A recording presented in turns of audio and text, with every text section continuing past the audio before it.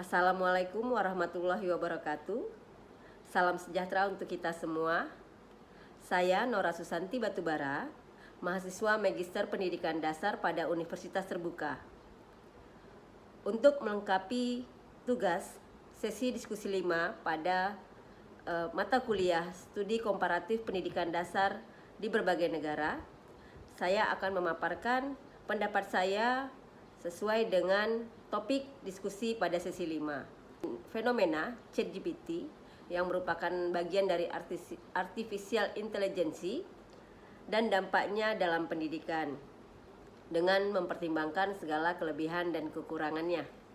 Baiklah, di sini saya akan menyampaikan bahwa ChatGPT, kali ini kita fokuskan pada ChatGPT, itu merupakan bagian AI yang sangat sering digunakan dalam proses pembelajaran, di mana ChatGPT itu menghasilkan teks, dapat menjawab pertanyaan, menjawab permasalahan yang tentu saja potensinya sangat besar untuk dalam pengembangan ilmu pengetahuan.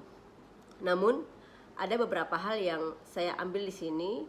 Pertama-tama saya akan membahas mengenai kelebihannya. Nah, pada ChatGPT di dalam lingkungan pembelajaran, saya mendapatkan beberapa kelebihan. Yang pertama, adanya akses informasi dan bantuan yang sifatnya instan.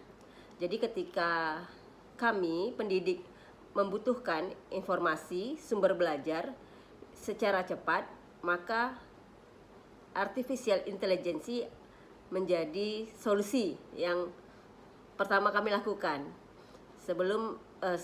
Setelah kemudian kami akan melakukan pembahasan dengan mencari sumber-sumber lainnya. Nah, informasi yang cepat dari ChatGPT tentu saja memberikan manfaat yang luar biasa bagi kami dalam proses pembelajaran. ChatGPT membantu mengatasi permasalahan yang sifatnya dibutuhkan dalam waktu cepat. Kemudian melalui ChatGPT kami juga bisa melakukan personalisasi pembelajaran, di mana dalam menyusun skenario pembelajaran kami bisa memasukkan unsur-unsur yang sesuai dengan situasi yang kami alami, sehingga perangkat pembelajaran yang kami buat, skenario pembelajaran bisa disesuaikan, dipersonalisasikan dengan kondisi yang dialami oleh saya sebagai pendidik terhadap situasi siswa yang menjadi objek dari proses pembelajaran. Kemudian melalui ChatGPT kami juga bisa melakukan penilaian dan umpan balik. Di ChatGPT kami bisa menyusun asesmen soal-soal yang tentu saja setelah mendapatkan dari ChatGPT dilakukan analisis lebih lanjut. Kemudian ChatGPT juga membantu meningkatkan kreativitas. Ketika saya kadangkala yang mengalami kehabisan ide, bisa membuka ChatGPT untuk menemukan ide-ide baru. Nah, dari ChatGPT itulah yang kemudian nanti akan dikembangkan, disesuaikan dengan kebutuhan. Kemudian ChatGPT tentu saja memberikan kemudahan, kepraktisan dalam melakukan administrasi.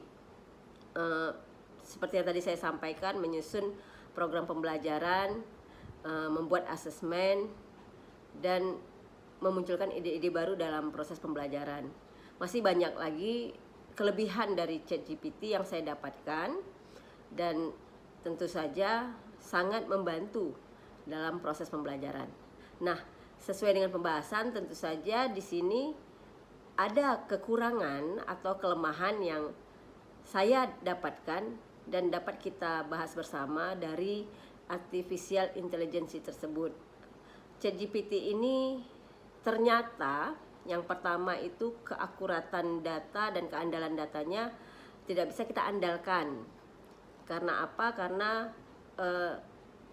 seperti yang kita ketahui, bahwa analisis yang diberikan oleh ChatGPT itu hanyalah sistem dan perlu penelaahan lebih lanjut apakah yang ditampilkan di ChatGPT itu sudah sesuai dengan yang kita butuhkan. Jadi menerima secara mentah apa yang dihasilkan oleh ChatGPT bisa saja beresiko pada ketidakakuratan atau ketidakterandalan data yang diperoleh dari ChatGPT. Kemudian adanya ketergantungan dan kurangnya keterampilan kritis. Dengan mendapatkan jawaban dari ChatGPT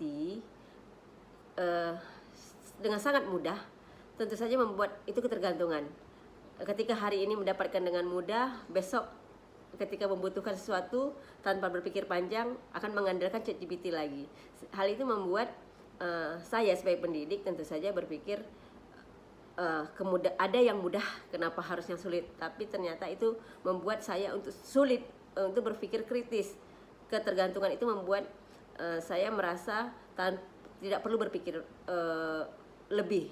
Nah, hal itu tentu saja akan menjadi kendala, akan menjadi kelemahan buat saya ketika saya membutuhkan sebuah pemikiran sementara akses kepada ChatGPT tidak ada.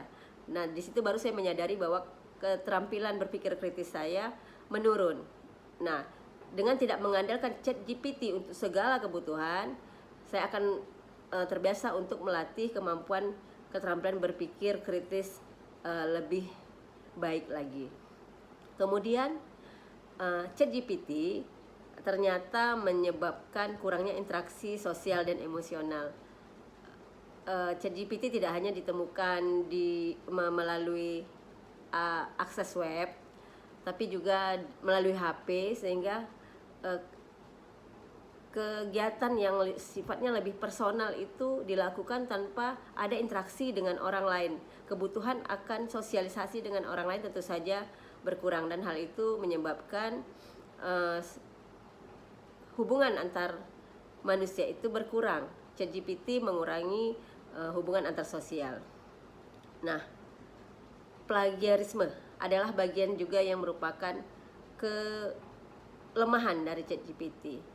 Hal-hal yang kita dapatkan dari ChatGPT berdampak pada plagiarisme tentu saja, karena hal ini adalah sistem yang mengadopsi dari beberapa pemikiran atau beberapa hasil yang sudah ada di dalam sistem tersebut.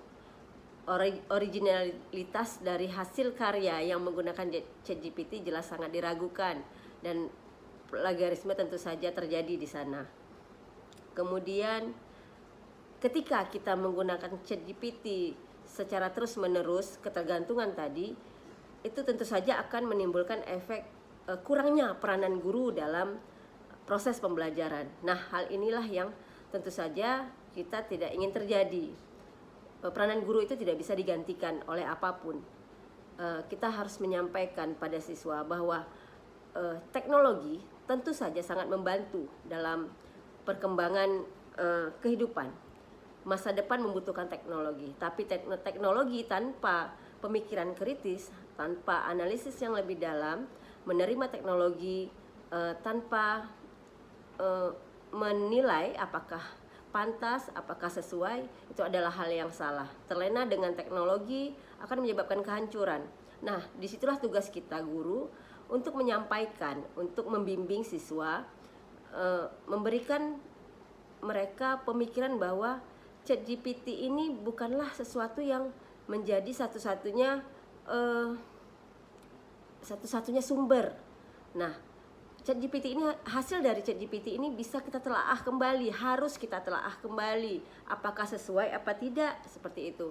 Nah, kemudian dibahas bersama, dilihat apakah hasil ini sesuai dengan apa yang kita inginkan, sesuai dengan pembahasan yang menjadi tujuan pembelajaran dan berbagai hal.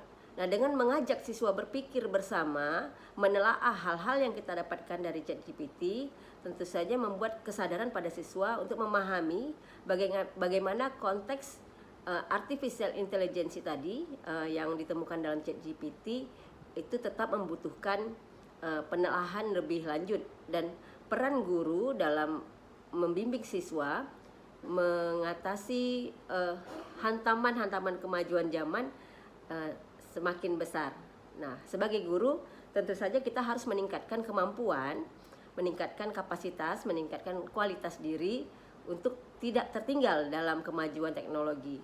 Kita tidak bisa mengatakan bahwa pelan-pelan akan mengikuti perkembangan teknologi. Perlu kita sadari bahwa perkembangan teknologi ini sangat pesat dan kita butuh berlari untuk mengejar itu agar tidak tertinggal, dan tentu saja guru yang berkualitas mampu menguasai teknologi akan sangat bermanfaat, akan sangat dibutuhkan bagi siswa menuju masa depan yang lebih baik. Selanjutnya pada sesi 5 ini diberikan sebuah video yang berjudul A Day Made of Glass 2 Someday Expand Corning Vision. Nah, setelah saya lihat, ternyata video ini dibuat pada tahun 2012, 13 tahun yang lalu, di mana di video tersebut diberikan sebuah gambaran bagaimana di masa depan itu. Saya dapatkan sini dengan kalimat antarmuka interaktif di berbagai lingkungan. Nah, di tempat, di sekolah, di rumah sakit, di tempat kerja, di mana teknologi menggunakan layar kaca interaktif itu ada di berbagai aspek kehidupan. Beberapa fitur yang ditampilkan adalah layar kaca yang dapat disentuh dan menampilkan informasi secara real time. Kemudian kaca yang dapat menyesuaikan tingkat transparansi dan opasitas sesuai kebutuhan. Kemudian integrasi antara perangkat pribadi, handphone dalam hal ini, dalam video tersebut, dengan lingkungan sekitar melalui konektivitas tanpa kabel. Nah, video yang dibuat 13 tahun yang lalu tersebut sangat relevan dengan apa yang terjadi sekarang.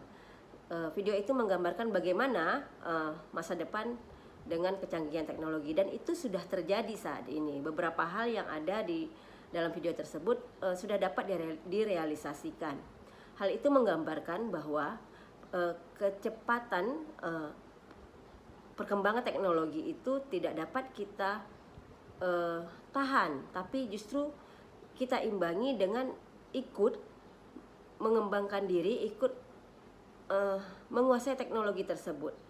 Nah, perlu disadari di sini sebagai tenaga pendidik, kita harus mengarahkan siswa kita untuk dapat mengejar kecepatan teknologi tersebut, penguasaan teknologi untuk dapat membantu kehidupannya. Jadi bagaimana masa depan itu sangat membutuhkan teknologi yang canggih. Kalau kita tidak menguasai teknologi, maka kita akan tertinggal. Namun tetap juga perlu bimbingan bahwa teknologi itu membutuhkan pemikiran-pemikiran yang kritis, di mana kita harus mengetahui selain dampak-dampak positif yang ditimbulkan oleh teknologi, tentu saja akan ada dampak-dampak negatif. Dan dampak-dampak negatif itu dapat kita atasi dengan mengkritisi bersama siswa, sehingga ketika siswa tahu dampak negatif dari teknologi, mereka dapat menghindarinya.